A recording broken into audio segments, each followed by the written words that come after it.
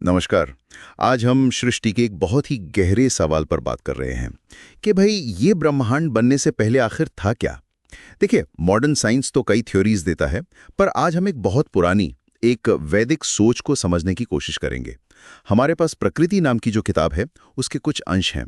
इसमें महाभारत, सांख्य दर्शन, वेद, इन सब का जिक्र है।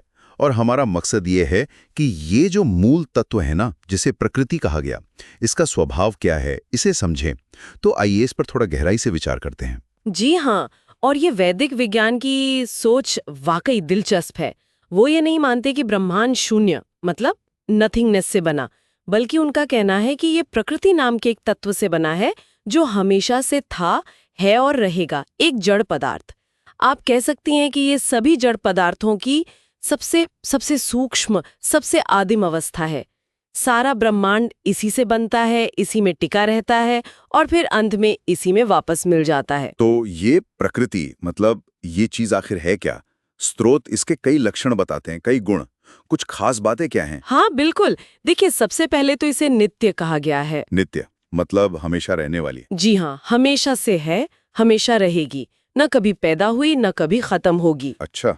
और ये एक है। एक। हाँ, मतलब जब महाप्रलय होता है ना, तो ये पूरे आकाश में बिल्कुल एक समान, बिना किसी भेदभाव के फैली होती है। एक जैसी। अच्छा, प्रलय में सब जगह एक समान फैली हुई। ओके। और इसके अलावा इसे परमाणु रूप भी कहा गया है, पर यह आज के एटम जैसा नहीं समझना चाहिए। तो फिर कैसा? मतलब पदार्थ की वो सबसे बारीक, सबसे सूक्ष्म अवस्था जिसके शायद और टुकड़े नहीं हो सकते, परमाणु। अच्छा, परमाणु। ठीक है। और हाँ, ये व्यापक है, यानी हर जगह मौजूद है, हर जगह। और स्रोत ये भी बताते हैं कि ये निष्क्रिय है और अकारण भी। इसका क्या मतलब हुआ? निष्क्रिय का मतलब है कि महाप्रलय की स्थिति में इसमें खुद से कोई हलचल, कोई क्रिया, कोई एक्शन नहीं होता, बिल्कुल शांत। खुद से कुछ नहीं करती।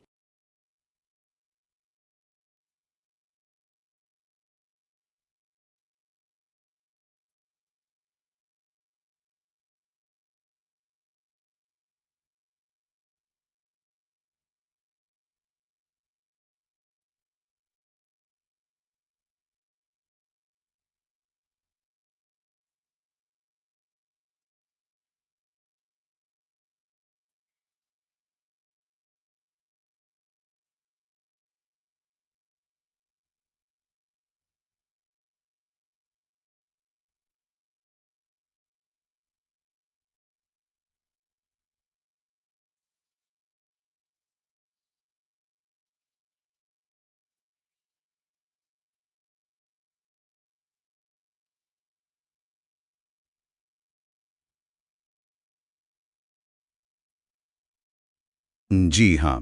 और ये वैदिक विज्ञान की सोच वाकई दिलचस्प है। वो ये नहीं मानते कि ब्रह्मांड शून्य मतलब नथिंगनेस से बना, बल्कि उनका कहना है कि ये प्रकृति नाम के एक तत्व से बना है, जो हमेशा से था, है और रहेगा, एक जड़ पदार्थ। आप कह सकती हैं कि ये सभी जड़ पदार्थों की सबसे सूक्ष्म, सबसे आदिम अवस्था है। सारा ब्रह्मांड इसी से बनता है, इसी में टिका रहता है और फिर अंत में इसी में वापस मिल जाता है। तो ये प्रकृति मतलब ये चीज आखिर है क्या? स्रोत इसके कई लक्षण बताते हैं, कई गुण। कुछ खास बातें क्या है? हाँ बिल्कुल। देखिए, सबसे पहले तो इसे नित्य कहा गया है, नित्य? मतलब हमेशा रहने वाली। जी हाँ, हमेशा से है, हमेशा रहेगी, न कभी पैदा हुई न कभी खत्म होगी। अच्छा।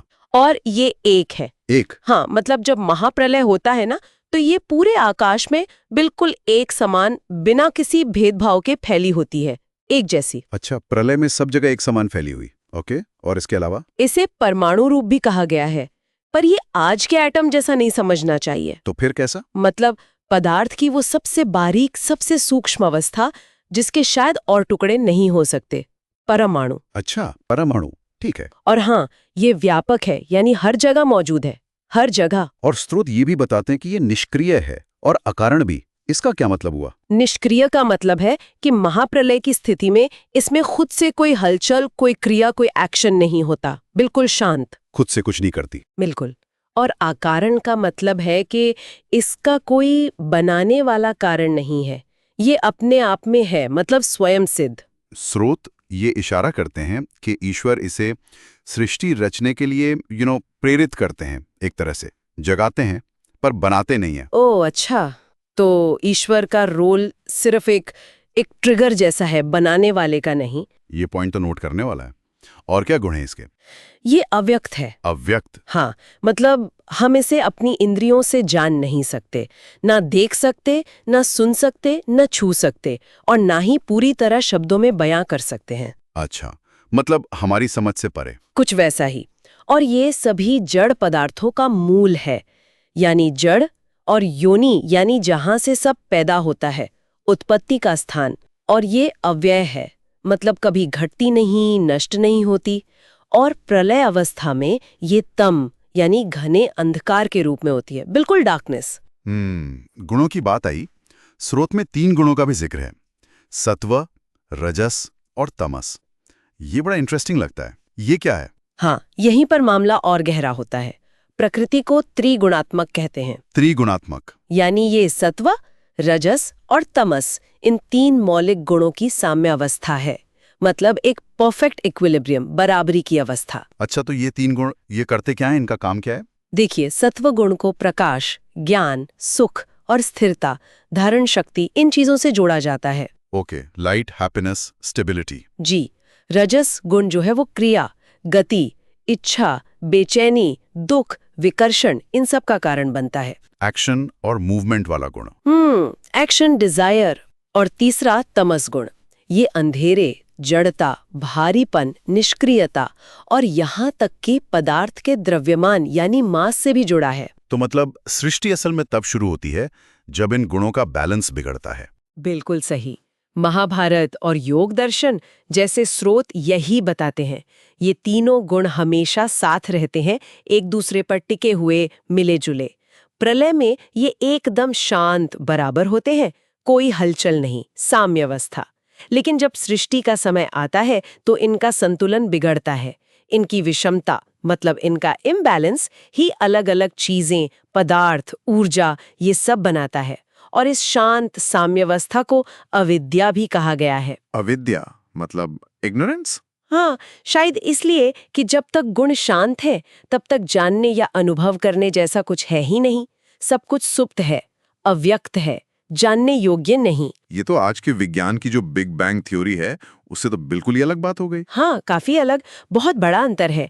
वैदिक सोच के हिसाब से देखें तो सृष्टि से पहले प्रकृति अनंत थी, फैली हुई, लेकिन उसका द्रव्यमान शून्य, घनत्व शून्य, वो बेहद ठंडी और पूरी तरह शांत एकसार थी। शून्य घनत्व, शून्य द्रव्यमान, ये तो अजीब है। हाँ, अजीब लगता है आज के हिसाब से। उस अवस्था में न ऊर्जा थी, न रोशनी, न गर्मी, न गति, न कोई बल। यहाँ तक कि स्पेस यानी दिक् वो भी वैसा नहीं था जैसा हम आज समझते हैं। तो ये बिग बैंग की जो शुरुआती अवस्था बताते हैं, अनंत घनत्व, तापमान, ऊर्जा, ये तो उसका लगभग उल्टा हुआ। जी हाँ, बिल्कुल उल्टा। सोचने का नजरिया ही एकदम अलग है। सच में एकदम अलग।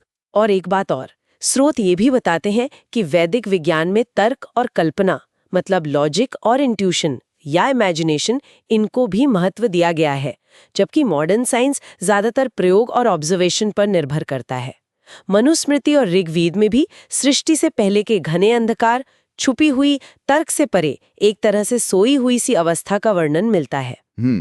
तो अगर संक्षेप में कहें, वैदिक दर्शन प्रकृति को एक हमेशा रहने वाला, न दिखाई देने वाला, इन 3 गुणों वाला और मूल रूप से शांत तत्व मानता है, और इसी से ये सारा जड़ संसार बना है। ये सृष्टि की शुरुआत पर वाकई एक बहुत गहरा और बिल्कुल अलग नजरिया पेश करता है। बिल्कुल। और ये हमें एक सवाल के साथ छोड़ जाता है। क्या सवाल? कि अगर प्रकृति अपने मूल स्वभाव में इतनी शांत, इतनी संतुलित है, तो वो पहली चिंगारी क्या थी? वो पहली हलचल या प्रेरणा कौन सी थी जिसने इन गुणों के एकदम परफेक्ट बैलेंस को बिगाड़ा और सृष्टि की ये पूरी प्रक्रिया शुरू कर दी?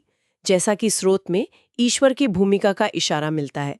तो ये सोचना वाकई दिलचस्प है कि ये जो जड़ता से, निष्क्रियता से सक्रियता में बदलाव आया, ये आखिर हुआ कैसे होगा।